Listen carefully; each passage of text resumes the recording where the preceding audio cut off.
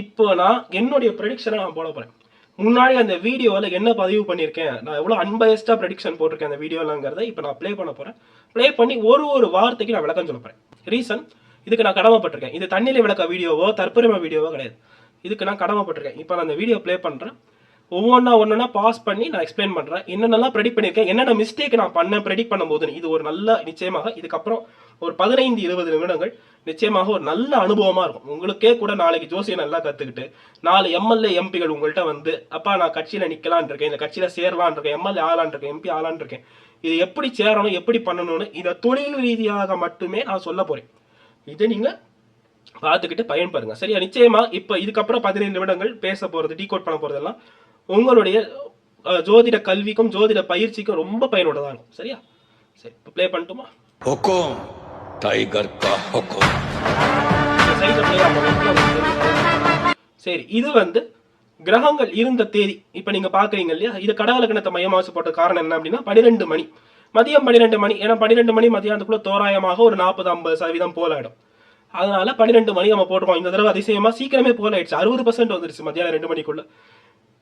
இதை வந்து anti incumbency, நான் அந்த கான்செப்டுக்கு வரல. வெயில் காரணம் கூட இருக்கலாம், அதுக்கு வரல. ஸோ டேட் ஆஃப் போலிங் அன்னைக்கு உள்ள கிரகங்களின் பொசிஷன் எக்ஸ்பிளைன் பண்ணணும்னு அவசியம் இல்லைன்னு நினைக்கிறேன். அதுலேயே உங்களுக்கு எல்லா கிரகங்களும் இருக்கும்.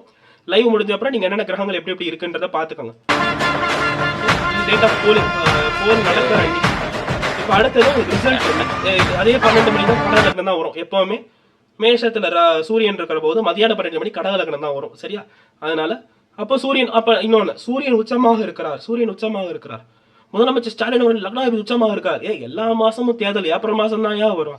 அப்போ எல்லா மாசமும், இப்போ எல்லா வருஷமும் ஸ்டாலின் தவிர யாருமே சிஎம் ஆகக்கூடாதுல்ல. சிம்ம லக்னத்தை சேர்ந்தவங்க தான் யாரும் சிஎம் ஆகக்கூடாது. அப்படி பலன் சொல்லக்கூடாது. அப்போ சூரியனுக்கு வீடு கொடுத்தவர் எப்படி இருக்காருன்றது என்ன கணக்கில் எடுப்பீங்க? அந்த அமைப்பில் இது டேட் ஆஃப் எலெக்ஷன் ரிசல்ட். இது வந்து ஸ்டாலின் அவர்களுடைய ஜாதகம். இதில் ஒரு முக்கியமான பாயிண்ட், எம்கே ஸ்டாலின் போட்டுட்டு சிம்ம லக்னம் சிம்ம ராசின்னு போட்டுட்டு இவர் ஜெயிக்க மாட்டார் அப்படின்னு போட்டு கிராஸ் போட்டிருக்கேன். நான் இது ஜெயிக்க மாட்டார்ன்ற ப்ரெடிக்ஷனை அவர்கள் குடும்பத்தை சேர்ந்த ஒருத்தருக்கு நான் சொல்லியிருந்தேன்.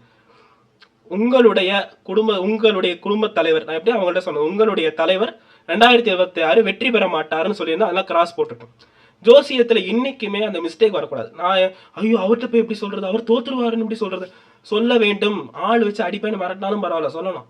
அதுக்கு தான் ஜோசியரை கூப்பிடுறாங்க. நீங்க எல்லாம் சொல்லிட்டு பூசி மெழுகிட்டு காசு கொடுக்குற 1.5 லட்சத்தை வாங்கிட்டு நல்லா இருப்பீங்க, ராஜகம்பீர ராஜமார்த்தான்ட்டு புகழ்றதுக்கு நீங்க அரசவை புலவர்களா?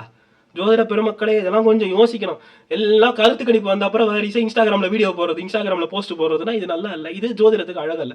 அதே போல அஷ்டம சனி நடக்கிறது, சனிதச ராகுபுக்தி நடக்கிறது போட்டு உதயநிதி ஸ்டாலின் அவர்களுக்கு போட்டு இப்போ அவருக்கு இது நடக்குது. இப்போ சூரிய புக்தி சந்திர புக்தி ஆரம்பிக்குது, கும்பலக்கணத்து நன்றாக இருக்காதுன்னு போட்டு சூரிய புக்தி ஆரம்பிக்குது, நல்ல பலன் இருக்காது, தே வில் பிகம் எம்எல்ஏன்னு போட்டிருந்தேன். சரி, இந்த இடத்துல தே வில் பிகம் எம்எல்ஏன்னு போட்டிருக்கேன். அப்போ ஸ்டாலின் எம்எல்ஏ நீ சொல்லியிருந்தியாப்பா அப்படின்னா மேலே கிராஸ் போட்டாச்சு. கீழே தே வில் பிகம் எம்எல்ஏ நான் சொன்னது காரணமா 12 மணிக்கு பிறகு நடக்கிற அரசியல் திருவிளையாடல்களை மைண்டில் வைத்ததால இதே அசைது தவறு. அரசியல் திருவிளையாடல்கள் மீறி மக்களுடைய தீர்ப்பே மகேஷின் தீர்ப்புங்கிறத நான் உணரல. ஏன்னா நான் பிறந்தது எங்க அம்மா அப்பா மாத்தி 2 கட்சி தான் ஓட்டு போடுவாங்க. அந்த மைண்ட் செட்ல தான் நான் பிறந்திருக்கேன். அதனால இந்த அரசியல் திருவிளையாடல் நடக்கும் 12 மணிக்கு மேல மத்தியானத்துக்கு மேல இந்த அரசியல் திருவிளையாடல் நடக்கும்ன்றதுனால தான் நான் தே வில் பிகம் எம்எல்ஏ போட்டேன் தவிர நாட் அ ஃபேவரட் டைம் அப்படின்னு உதயநிதி ஸ்டாலின் அவர்களுக்கு மென்ஷன் பண்ணி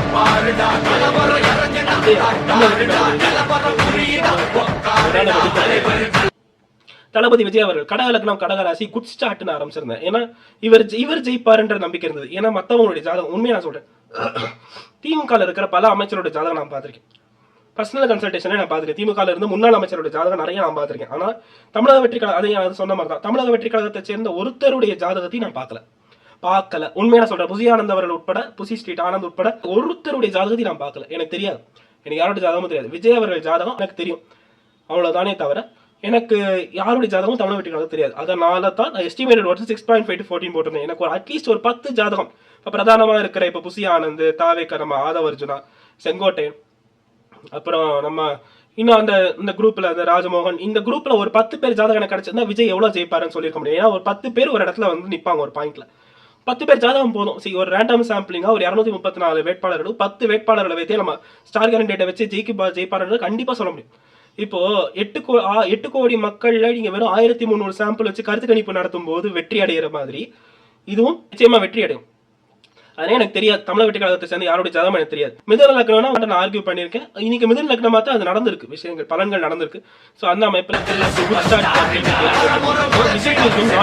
நாட் டிவிக்கே நான் போட்டது காரணம் என்ன அப்படின்னா, எனக்கு யாரோட ஜாதகமும் தெரியாது. ஆனா விஜய் வில் வின் அப்படிங்கறத கண்டிப்பா போடுறது. ஏன்னா அவருடைய குரு புக்தி என்ன பண்ணும் அப்படிங்கறத ஜோதிட ரீதியா மட்டும் தான் பேசணும். ஒரே நேரத்துல சிம்மத்தையும் சூரியனையும் தொடர்பு கொண்ட குரு தன்னுடைய புக்திகள்ல ஒருத்தர சட்டமன்றத்துக்கு அனுப்புவார். நாடாளுமன்றத்துக்கு அனுப்புறாங்கிறது 8-12 சுபத்துவத்தை பொறுத்து. இப்போ கடக லக்னமா இருந்தா 12 சுபத்துவம் ஆகுதுன்னா அவர் ராஜ்யசபா எம்பியோ அல்லது பிரதான மந்திரியா இருக்கணும். விஜய்க்கு அதுல இன்ட்ரெஸ்டே இருக்காது, ஏன்னா அவர் மிதுன லக்னம். ஸோ இது அமைப்புக்கு நம்ம இன்னொரு நாளைக்கு மிதுன லக்னமா கடக லக்னமானு போடுவோம். ஸோ அதனாலதான் டிவிக்கு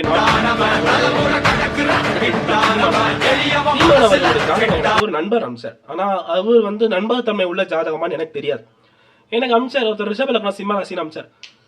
அஷ்டம சனி குருதசை நடக்குது. கடகத்துல உள்ள குரு உச்ச குரு தசை நடத்துறாரு, 3ஆம் இடத்துல தசை நடத்துறாரு. அவர் அனுப்பின ஜாதகப்படி என்ன சீமானவர்கள்ட்ட நான் பேசுனது கிடையாது. எனக்கு சீமானோட ஜாதகம் தெரியாது. எனக்கு ஒரு நண்பர் அம்சரோட ஜாதகத்தை, ஒரு military officer, retired military officer எனக்கு அவரோட ஜாதகத்தை அம்சர்.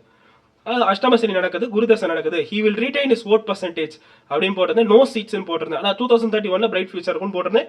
நான் பார்த்த அவருடைய ஜாதகத்தை பொறுத்து, ரிஷப லக்னம் சிம்ம ராசிக்கிற ஜாதகத்தை பொறுத்து அஷ்டமசனி நடக்குது. இப்ப சிம்ம ராசிக்கு அஷ்டமசனி நடக்குது, குருதசை நடக்குது. ஓட்டை ரீட்டைன் பண்றாரா இல்லையாங்கிறது நாளைக்கு தான் தெரியும். நமக்கு சீமான் எவ்வளவு ஓட்டு பர்சன்டேஜ் ரீட்டைன் பண்றாரு அப்படிங்கிறது நாளைக்கு காலைல தான் தெரியும். அந்த அமைப்புல 2031 பிரைட் ஃபியூச்சர் இருக்கு அப்படின்னா எனக்கு கிடைத்த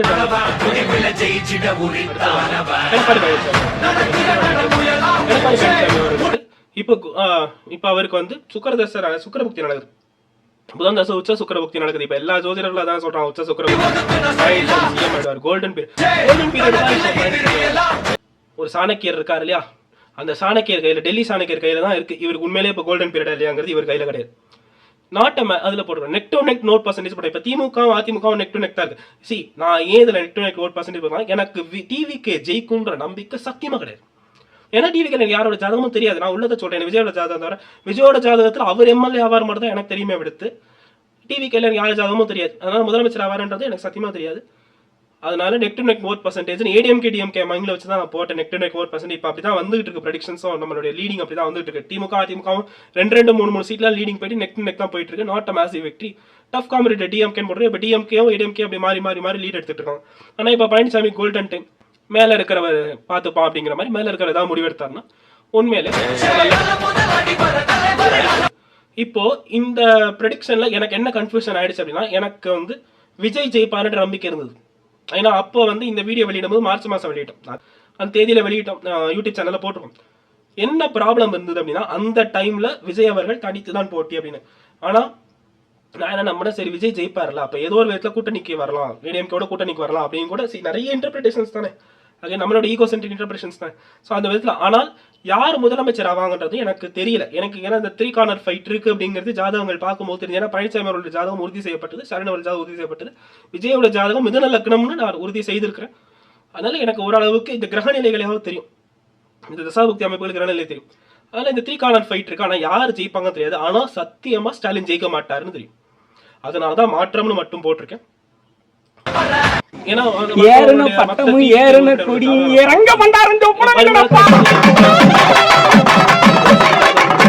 ரொம்ப பயனுள்ளதா இருக்கும். சோ அந்த அமைப்புல இதுதான் என்னுடைய ப்ரெடிக்ஷன்ஸ். சோ என் ப்ரெடிக்ஷன்ஸ் நல்லா எக்ஸ்பிளைன் பண்ணிட்டேன்னு நினைக்கிறேன். சோ ஜோதிடத்தை பொறுத்த வரைக்கும் இந்த லெவலுக்கு அன்பயஸ்டா இருந்தால் நிச்சயமாக வெற்றி உண்டு. இது நான் பண்ணேன், நீங்க பண்ணீங்க, நான் பண்ணேன் அப்படிங்கிறது இல்லை. பட் நம்ம ஜோதிடத்துல என்னைக்குமே அன்பயஸ்டா இருக்கணும். நம்ம நடுநிலையோட ஜோதிடத்துல இருக்கணும்.